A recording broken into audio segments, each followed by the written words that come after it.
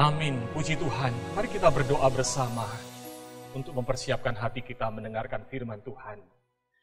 Bapa kami yang ada di dalam kerajaan surga, kami bersyukur.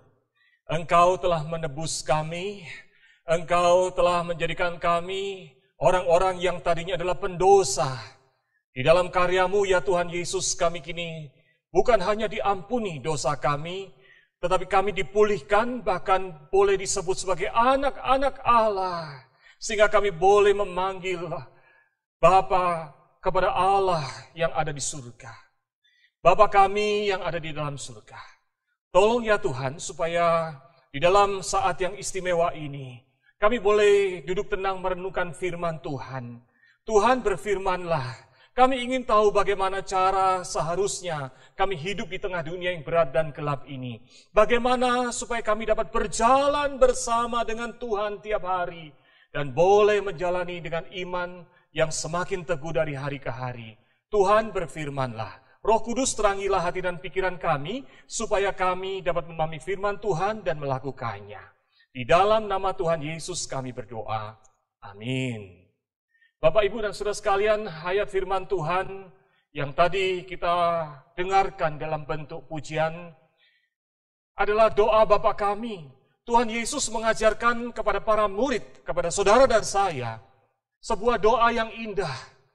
Doa itu diawali dengan menyebut Allah sebagai Bapa kami yang di sorga. Oh saudara, bukankah ini hal yang indah? Kita yang dahulunya orang berdosa, kini kita boleh menyandang status sebagai anak-anak Allah. Dan bukan hanya itu, kita memiliki kedekatan dengan Allah sehingga boleh menyapanya di dalam doa kita dengan kata Bapa kami yang di surga. Dikuduskanlah namamu, datanglah kerajaanmu, jadilah kehendakmu di bumi seperti di surga. Nah, hari ini kita akan merenungkan hal tentang jadilah kehendakmu. Saudara sekalian, menarik sekali kalau kita renungkan kata jadilah kehendakmu ini. Kalau kita membaca di dalam ayat yang ke-10, dikatakan datanglah kerajaanmu, jadilah kehendakmu. Saudara, kata yang digunakan dalam ayat ini adalah jadilah. Bukan tunjukkan kehendakmu. Menarik sekalian.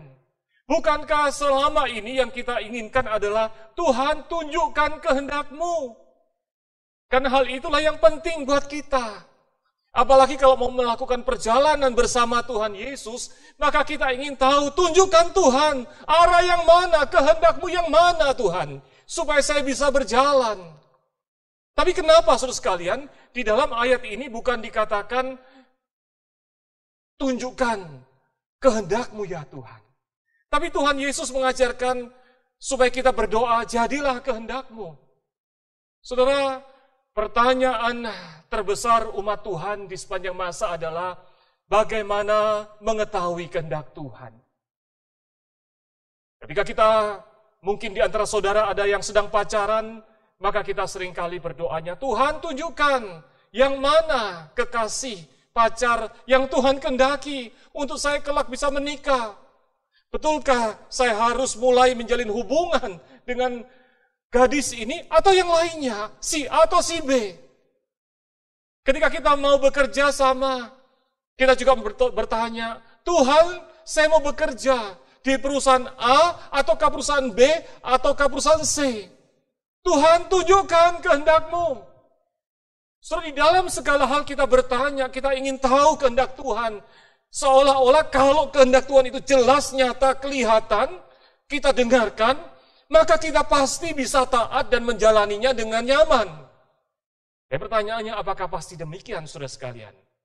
Saudara, mengetahui kehendak Tuhan belum tentu membuat kita mau berjalan bersama Tuhan. Sekali lagi, saya katakan, mengetahui kehendak Tuhan belum tentu membuat kita mau berjalan bersama Tuhan. Kenapa, saudara sekalian? Karena kita ini, di dalam pikiran kita yang terbatas, kita ini punya pilihan-pilihan sendiri. Apa yang menurut kita baik, apa yang menurut kita enak, apa yang kita suka. Dan pikiran kita yang terbatas itu kemudian mendorong kepada kehendak kita yang dangkal, yang sempit, yang membuat kita tidak dapat memahami kehendak yang lebih baik. Tuhan punya hikmat yang lebih besar, kasih-Nya sempurna. Dia memikirkan hal yang terbaik buat kita, tapi kita tidak bisa melihatnya. Saudara, belum tentu kita akan menjadi taat dan bisa berjalan dengan Tuhan, walaupun kita mengetahui kehendak Tuhan. Saudara, kalau saudara punya anak kecil, saudara mungkin punya pengalaman yang sama dengan saya. Kalau kita menggandeng anak kita yang kecil, saudara sekalian, lalu kemudian kita berjalan, kita katakan, kita akan makan ya, kita akan ke restoran yang di sana. Tapi sambil perjalanan saudara menuju ke restoran itu, lalu Anda dan anak Anda melewati tempat main, time zone mungkin, atau toko mainan, maka saudara akan merasakan genggaman tangan anak Anda lain rasanya. Waktu saudara nontonnya rasanya agak sedikit berat. Kenapa? Karena anak Anda punya keinginan yang lain, menyeret Anda ke tempat yang lain. Betul enggak? Jadi walaupun tahu tujuan, tetapi punya keinginan yang lain. Saudara, saya suka dengan gambar yang ada di sebelah ini, saudara. Gambar ini adalah gambar yang waktu saya cari-cari, membuat saya terpesona. Ketika saya ketik mencari jalan bersama Tuhan Yesus, walking with Jesus. Maka saudara, kebanyakan munculnya adalah gambar Tuhan Yesus menggandeng seseorang, atau menggandeng seorang anak kecil, dan tangannya bergandengan tangan, saudara. Tapi kalau saudara lihat gambar di sebelah ini, saudara sekalian, Tuhan Yesus mengulurkan tangan. Tapi tangan anak itu bagaimana? Tangannya mau digandeng, tangannya dilempar ke belakang, saudara. Anak ini adalah anak yang sedang berpikir, show me your way, show me your will, tunjukkan jalanmu, tunjukkan arah yang mana, tunjukkan mana kehendakmu. Kalau ternyata ke ujung sana, jalannya tidak nyaman, berbelok-belok. Di sebelah kiri Tuhan, jalannya lebih lurus, lebih rata. Maka saudara sekalian, untuk mau berjalan dengan Tuhan ternyata tidak mudah. Walaupun tahu kehendak Tuhan jelas, belum tentu kita akan menjalaninya. Jadi saudara sekalian, kesulitan umat Tuhan sepanjang masa bukan dalam hal mengetahui apa itu kehendak Tuhannya. Tetapi kesulitan lain yang lebih besar adalah bagaimana mempercayai bahwa kehendak Tuhan itu, jalan yang Tuhan tunjukkan itu adalah yang terbaik. Pilihan yang Tuhan buat adalah pilihan yang terbaik untuk hidup saudara dan saya. Saudara sekalian, seorang yang bernama Jerry Bridges, seorang penulis buku, dia menulis di dalam bukunya satu pertanyaan yang mulanya saya pikir mudah dijawab. Ternyata saya salah menjawabnya, saudara sekalian. Di dalam bukunya, Jerry Bridges bertanya, mana yang lebih mudah? Taat kepada Tuhan atau percaya kepada Tuhan? Mentaati firman Tuhan atau mempercayai Tuhan? Saudara, menurut saudara jawabannya yang benar yang mana? Mana yang lebih mudah? Atau kalau dibalik, mana yang lebih sulit? Mentaati firman Tuhan atau mempercayai Tuhan? Saudara, mungkin saudara berpikir bahwa mempercayai Tuhan lebih gampang. Ya, kalau mempercayai dalam arti cuma mulut saja, ya saya percaya. Tapi saudara sekalian, kalau dipikirkan, maka mempercayai Tuhan itu lebih susah. Nah, itu jawaban dari Jerry Bridges. Dia berkata begini, tampaknya lebih sulit bagi kita untuk mempercayai Allah daripada mentaati Allah. Alasannya apa? Alasannya adalah bahwa kehendak Allah yang dinyatakan kepada kita di dalam Alkitab itu tampaknya rasional, punya alasan untuk ditaati. Begitu jelas, misalnya kasihilah sesamamu. Jelas saudara perintahnya mengasihi. Walaupun menjalaninya tidak mudah, tetapi saudara sekalian, jelas apa yang harus dilakukan. Ya, kasihilah musuhmu, walaupun tidak mudah, tetapi jelas. Namun, keadaan-keadaan yang mengharuskan kita mempercayai Allah, itu seringkali tampaknya tidak rasional dan susah dimengerti. Jadi mempercayai Tuhan itu lebih susah. Kenapa? Karena mempercayai Tuhan itu berbicara tentang apa saja, kapan saja, dalam situasi apa saja, entah itu jelas atau tidak jelas. Jadi Bridges kemudian mengatakan begini, mempercayai Allah dilakukan di dalam wilayah yang tanpa batas. Kita tidak tahu kadarnya. Pandemi ini, waktu diawali kita sempat meremehkan, cuma virus flu, betul ya? Cuma terjadi di wilayah sana. Kadarnya kita anggap bahwa itu biasa. Tambah lama kita tahu, ternyata kadarnya berat. Lalu lamanya kita pikir waktu itu, ya paling nanti beberapa minggu atau 1-2 bulan selesai. Tapi ternyata berkelanjutan sampai hari ini. Sehingga kita bertanya, Tuhan, mana penyertaan Tuhan? Saya mau mempercayai Tuhan. Mempercayai jalan seminggu, pandemi masih ada. 2 minggu, pandemi masih ada. Tuhan katanya Engkau menyertai aku. Sudah jalan 2 bulan, 3 bulan, 10 bulan. Saudara, perjalanan itu bisa panjang dan kondisinya bisa menyakitkan, frekuensinya bisa berulang.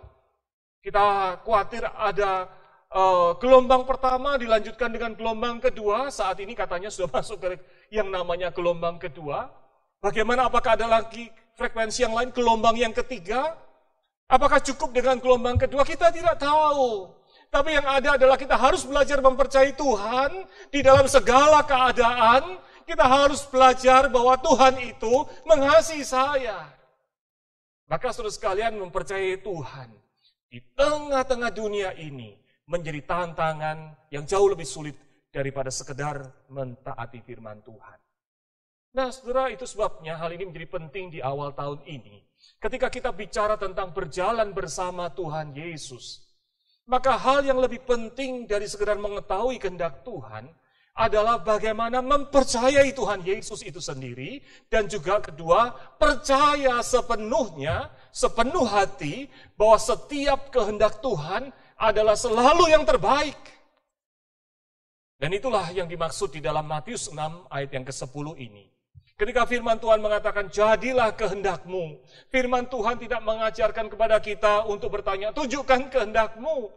Yang lebih utama, lebih mendasar, lebih penting untuk bisa menjalani hidup ini bersama Tuhan, di tengah dunia yang berat dan penuh air mata ini, yang lebih penting adalah belajar untuk memiliki sikap percaya bahwa kehendak Tuhan pasti yang terbaik.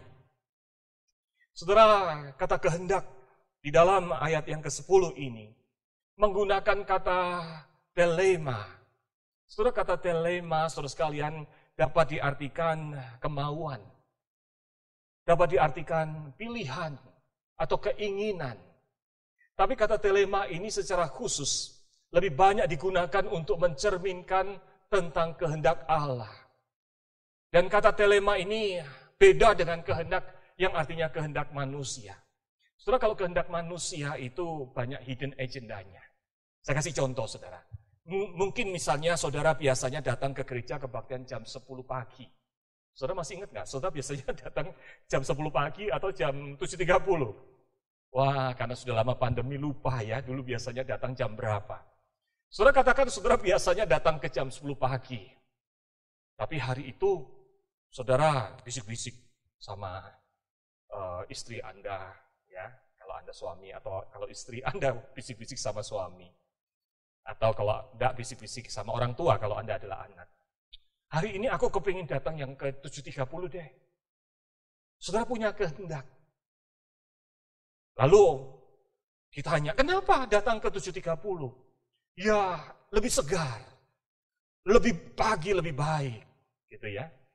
Tapi saudara, di dalam kehendak Anda, orang tidak tahu bahwa kehendak Anda sebetulnya punya hidden agenda. Agendanya adalah apa? Supaya nanti selesai 7.30 saya bisa main. Saya bisa sepedaan, saya bisa pergi jalan-jalan. Kali ini saya mau melakukan sesuatu yang beda. Tampaknya dari luar adalah seperti rajin mau datang lebih pagian. Tetapi saudara, sebetulnya yang terjadi adalah ada agenda lain. Kehendak kita kadang-kadang punya tujuan yang berbeda. Kita melakukan sesuatu, tapi punya motif yang berbeda. Nafsu kita punya motif untuk nama baik kita, ya, untuk kesombongan kita. Saudara, begitu banyak hal yang mempengaruhi kehendak kita. Tetapi ketika bicara tentang kehendak Allah, maka telema ini bicara tentang kehendak yang terbaik. Kehendak yang terbaik, yang istimewa dari Tuhan. Itu sebabnya di dalam bahasa Inggris diterjemahkan God's preferred will. Kehendak Tuhan yang Tuhan pikirkan dari segala kemungkinan dengan hikmat Tuhan yang luar biasa, memikirkan apa yang terbaik. Jadi kalau begitu sekalian, setiap kehendak Tuhan itu bukan dilakukan di dalam konteks nafsu Allah untuk berkuasa. Bukan semena-menanya Allah, tapi Allah memikirkan dengan hikmatnya yang dalam apa yang terbaik. Dan motivasinya adalah karena dia memiliki kasih yang besar kepada saudara dan saya, kepada manusia. Itulah sebabnya saudara sekalian, poin pertama ini penting ketika kita bicara tentang jadilah kehendakmu. Saudara sekalian, jadilah kehendakmu ini ingin mengajarkan kepada saudara dan saya. Mari berjalan bersama Tuhan. Dan untuk berjalan bersama Tuhan, mari percayalah bahwa segala kehendak Tuhan, setiap kehendak Tuhan, itu adalah yang terbaik. Kenapa? Karena didasarkan atas kasih-Nya yang sempurna dan atas hikmat-Nya yang tidak terbatas. Amin. Dalam perjalanan panjang pandemi yang kita lewati, kita tidak tahu apa yang terjadi. Tapi sekarang saya teringat dengan khotbah dari pendeta Yutso pada tanggal 25 Desember kemarin. Beliau mengutip kutipan perkataan dari Philip Brooks. Perkataan itu menarik sekali. Dikatakan, jangan bertanya kepada Tuhan, mengapa engkau tidak bertindak menyetop pandemi? Tapi tanyakan kepada Tuhan, Tuhan, apa yang ingin engkau lakukan melalui pandemi? Kalau sesuatu itu terjadi, artinya Tuhan izinkan. Tuhan pasti punya maksud. Saudara mungkin masih mengingat tokoh di dalam perjanjian lama. Tokoh Yusuf yang terkenal itu. Dia dikasih oleh ayahnya, diistimewakan, tapi saudara-saudaranya iri. Sehingga saudara-saudaranya menangkap dia, lalu membuang dia ke sumur.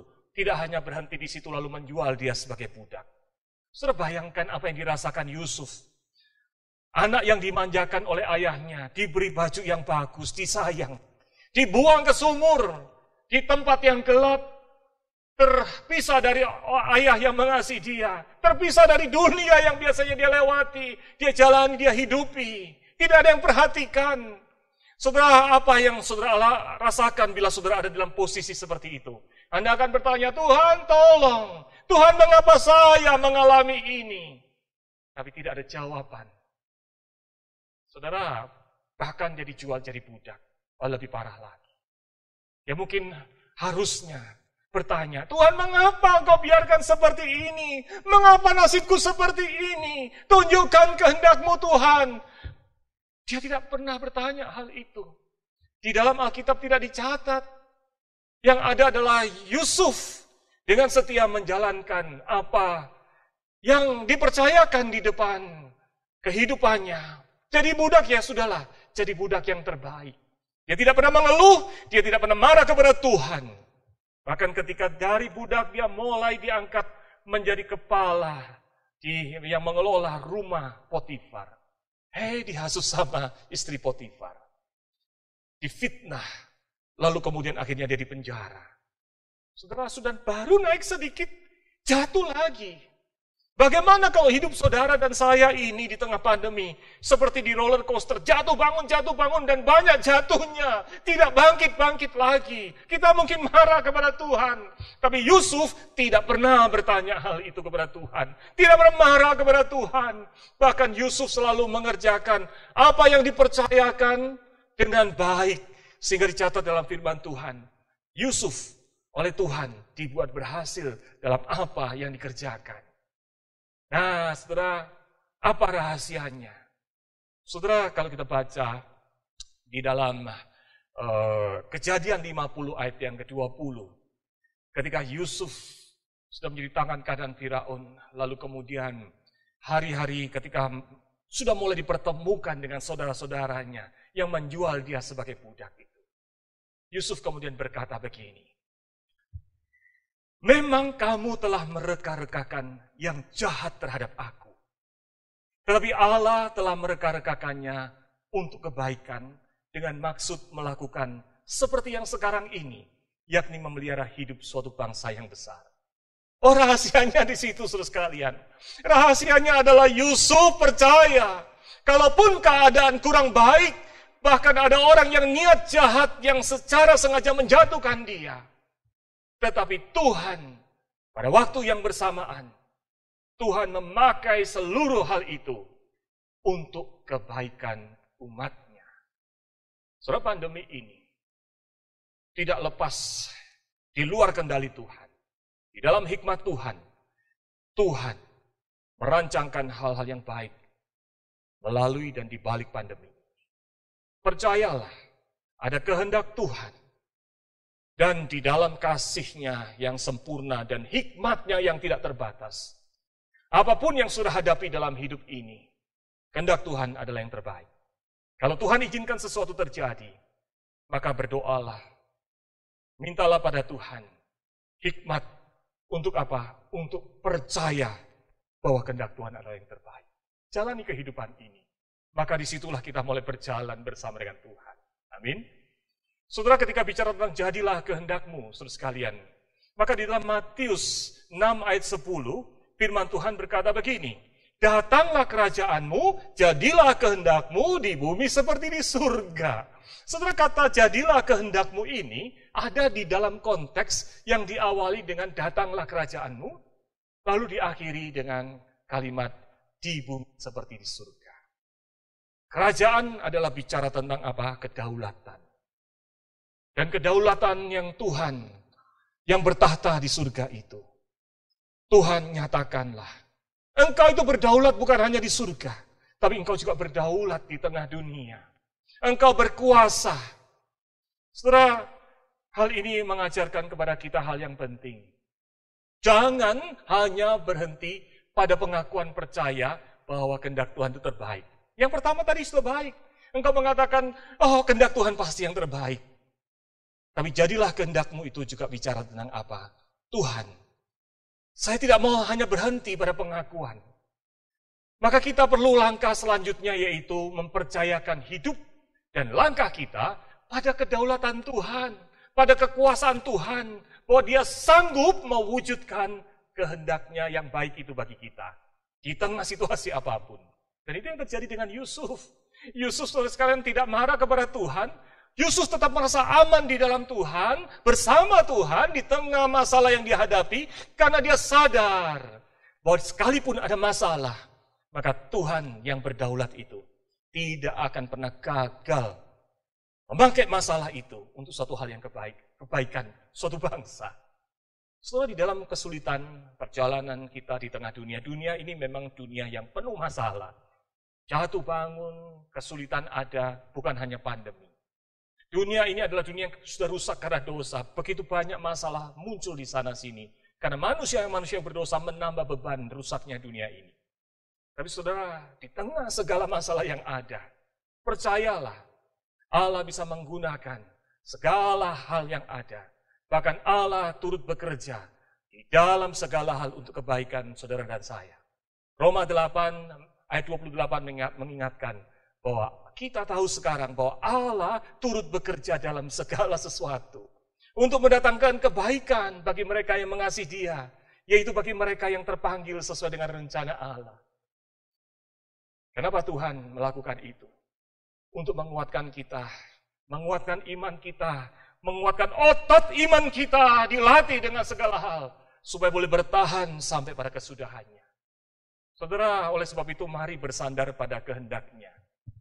Saudara, kalau kita belajar manajemen, di dalam manajemen itu, kadang orang terpesona dengan orang-orang yang konseptual, bisa bikin strategic plan dan sebagainya. Saudara, menyusun strategi, mengkonsep, memang membutuhkan orang-orang pemikir-pemikir yang luar biasa. Dan orang-orang itu tidak banyak jumlahnya. Tapi kalau kita belajar manajemen, saudara, melakukan tindakan strategic plan dan sebagainya itu baru 20%. Kenapa? Karena effort yang paling besar, keahlian, Kemampuan yang paling besar yang dibutuhkan adalah menerjemahkan, membuat strategi itu menjadi execute, dapat dilakukan.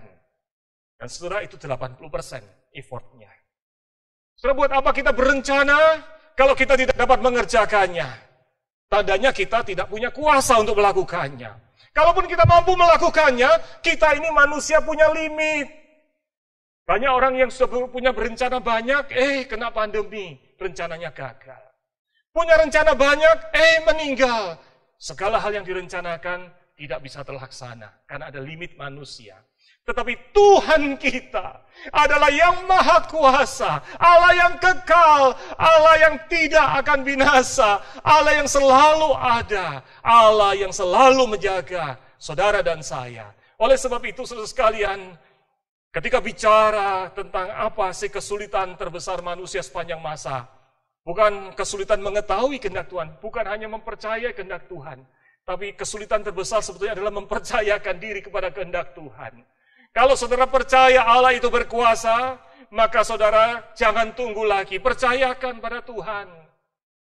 Saudara jangan hanya mengatakan, ya saya percaya kehendak Tuhan baik. Tapi katakan, Tuhan, tuntunlah langkahku menjalani kehidupan ini. Kalau dari gambar di sebelah ini, saudara, jalan yang Tuhan Yesus tunjukkan adalah jalan yang berliku, berbatu terlihatnya. Tapi berjalan bersama Tuhan yang mampu menjaga. Sedangkan jalan belokan yang ke kiri, jalan yang lurus, lancar, tapi tidak tahu kemana. Bukan jalan yang Tuhan pimpin. Maka serahkan diri Anda kepada Tuhan yang akan memimpin. Dia tidak akan pernah gagal di dalam mewujudkan rencananya yang terbaik. Oleh sebab itu, saudara, mari berjalan bersama Tuhan. Percayakan diri Anda pada kedaulatan Tuhan yang sanggup mewujudkan kehendaknya yang terbaik bagi Anda. Amin. Saudara, ketika kita bicara tentang kasih, hikmat, dan kedaulatan Tuhan itu, Jerry Bridges di dalam bukunya menyusun satu rangkaian kata yang menarik. Kalimat itu berkata begini, dalam kasih-Nya, Allah senantiasa menghendaki yang terbaik bagi kita. Dalam hikmat-Nya, Dia senantiasa tahu apa yang terbaik. Dan dalam kedaulatannya, Dia berkuasa menciptakan yang terbaik itu. Indah ya saudara kalimat ini. Mari kita ingat untuk terus bisa berjalan di dalam kehendak Tuhan. Mempercayakan diri dan mempercayai Tuhan. Saudara, ketika kita bicara tentang jadilah kehendak-Mu, maka di dalam Matius 6 ayat 10, dikatakan jadilah kehendak-Mu. Kata jadilah ini saudara sekalian adalah salah satu bentuk ekspresi. Tuhan, aku mau selaras dengan Tuhan. Saudara, ketika kita tahu bahwa kehendak Tuhan itu adalah yang terbaik, kita minta digandeng oleh Tuhan, maka yang berikutnya harus dilakukan adalah mari kita selaraskan, saudara, hidup kita dengan apa yang Tuhan kehendaki. Sehingga ketika Tuhan memimpin kita berjalan, kaki kita nggak nyeret. Kaki kita tidak terseret karena keinginan kita ke sana. Kita selaraskan langkah kita selangkah demi selangkah. Kita selaraskan keinginan kita dengan keinginan Tuhan yang terbaik itu. Kita selaraskan pikiran kita dengan pikiran Tuhan. Membaca firman Tuhan, menata diri kita selaras dengan Tuhan. Maka saudara, ketika kita menyelaraskan diri kita dengan kehendak Allah, maka diri kita, keluarga kita, pekerjaan kita menjadi tempat di mana kerajaan Allah jadi dinyatakan dan dirasakan. Karena kita berkata, Tuhan, di dunia yang kacau balau ini mana kebenaran yang sejati? Mana kasih yang sejati? Mana katanya kerajaan Allah datanglah? Kan kedaulatan Allah tidak terbatas. Tapi ketika saudara menyelaraskan diri Anda dengan kehendak Tuhan, maka nilai kebenaran yang sejati itu jadi nyata, bisa dirasakan oleh orang di sekitar saudara. Betul? Ketika saudara menerapkan kasih Tuhan yang agape itu, kasih yang sejati itu. Tuhan, saya mau selaraskan hidup saya, kasih saya, dengan kasih yang dari Tuhan.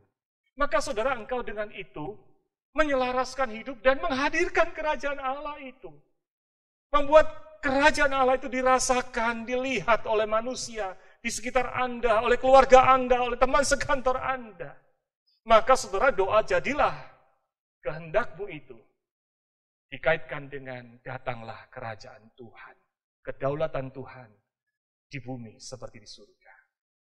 Saudara, ada seorang artis, sudah almarhum, tahun 2019 meninggal, tapi kesaksian hidupnya luar biasa. Saya yakin saudara yang seusia dengan saya masih mengenal nama Robby Sugara, betul ya? Saudara yang masih muda-muda mungkin tidak tahu Robby Sugara itu yang mana. Saya katakan aja Robby Sugara itu ganteng. Di tahun 70 sampai 80-an, dia adalah artis yang terkenal. Tahun 75 dia adalah The Big Five, artis yang terkenal di Indonesia, yang dicintai banyak wanita, ganteng, dan juga dapat penghasilan banyak. Tapi saudara, di dalam hidupnya sebagai artis, dia jauh dari Tuhan.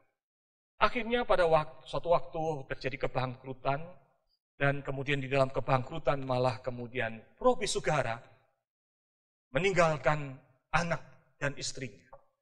Saudara, istrinya ditinggalkan dalam keadaan terpuruk, bangkrut, tidak ada uang. Anak-anaknya jumlahnya 7 orang, ditinggalkan juga. Jadi istrinya harus menghidupi anak-anak dalam keadaan tidak ada uang. Dan Robby Sugara pergi dengan wanita lain, menikah dan kemudian saudara, hidupnya menjadi baik, kaya dan sebagainya. Nah saudara, yang menarik adalah di dalam kisah dari Robby Sugara ini, adalah sikap dari istri dan anak-anak. Di dalam merasa disakiti, ditinggalkan, di dalam segala kebencian, terluka. Tapi istrinya kemudian berkata kepada anak-anaknya, tidak ada papa lain kecuali papa Robby Sugara. Tidak ada papa lain yang akan masuk ke rumah ini, kecuali Papa Robby. Wah saudara, ini adalah menyelaraskan diri dengan firman Tuhan. Menyelaraskan diri dengan apa yang Tuhan kehendaki. Tidak ada perceraian. Maka saudara, anak-anaknya dengan sakit hati ditinggalkan papanya juga bersikap serupa. Mereka melewati tahun-tahun yang tidak mudah karena miskin. Masih ada luka. Anak-anaknya stres. Bengong di sekolah dan sebagainya. Tapi mamanya ini mengajak anak-anaknya untuk tetap setia kepada Tuhan. Suatu hari di tahun-tahun yang berjalan yang tidak mudah itu saudara sekalian. Lalu kemudian mamanya mengintip. Hari itu tidak ada uang sehingga kemudian listrik dicabut oleh PLN. Maka di dalam keadaan rumah yang gelap, istrinya melihat kenapa ada lilin di sebuah kamar. Maka saudara istrinya mengintip dan dia melihat 7 orang anaknya itu menyalakan lilin, berkumpul bersama dan berdoa. Doanya adalah, Tuhan ampuni Papa. Yang kedua, Tuhan ampuni tante yang ambil Papa itu. Yang ketiga, Tuhan tolong berikan suami buat tante itu. Supaya Papa bisa kembali pulang kepada kami. Anak-anak itu sudah selesai terhadap sakit hatinya. Anak-anak itu tetap mengatakan yang terbaik sesuai dengan firman Tuhan adalah Papa kembali. Dan mereka berdoa. Saudara, mama dan anak-anak ini menjadi orang yang berdoa. Tapi saudara tahu berapa lama waktu yang dibutuhkan untuk berkata, jadilah kehendak-Mu ya Tuhan firman-Mu. Persatukan kami ya Tuhan. Maka saudara dibutuhkan 14 tahun. Untuk selalu berkata, jadilah kehendak-Mu yang seperti Engkau mau. Keluarga kami dipersatukan.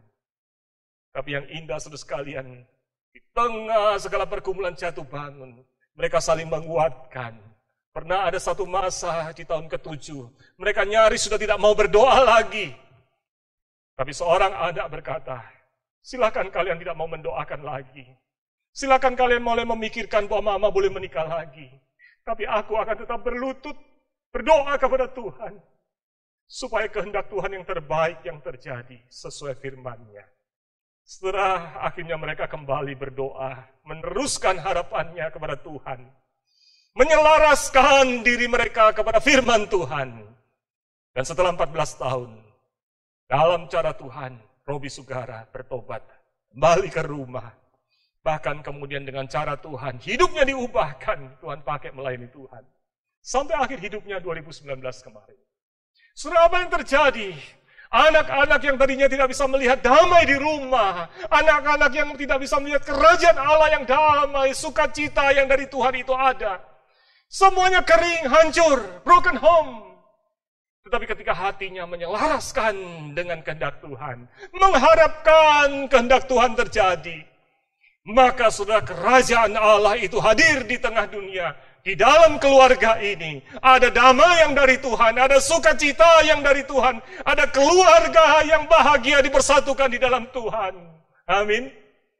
Oleh sebab itu saudara sekalian, jangan berhenti. Jangan berhenti untuk berjalan bersama Tuhan. Selaraskan diri, selaraskan tujuan hidupmu, keinginanmu dengan kehendak Allah. Saudara, murid Kristus adalah orang-orang yang menyelaraskan hidupnya dengan tujuan dan kehendak Tuhan. Mari berjalan bersama Tuhan. Mari kita berdoa. Bapa kami yang ada di dalam kerajaan surga, kami bersyukur untuk cinta kasih dan berkat Tuhan yang telah mempersatukan kami terus beribadah bersama memasuki tahun yang baru. Terima kasih untuk firman Tuhan yang mengingatkan kami untuk berjalan bersama Tuhan dan belajar mempercayai Tuhan, percaya bahwa kehendak Tuhan pasti yang terbaik. Oh Tuhan, kuatkan iman kami, buka mata hati kami untuk melihat hal yang seperti ini. Dan berkati kami supaya kami dapat mempercayakan hidup kami pada kehendak Tuhan yang terbaik di dalam kedaulatan-Mu. Berkati kami, mampukan kami menyelaraskan langkah kami, keinginan kami, tujuan hidup kami dengan tujuan Engkau, dengan kehendak-Mu ya Tuhan. Dalam nama Tuhan Yesus kami berdoa. Amin. Demikian firman Tuhan, kiranya Tuhan memberkati Bapak Ibu sekalian.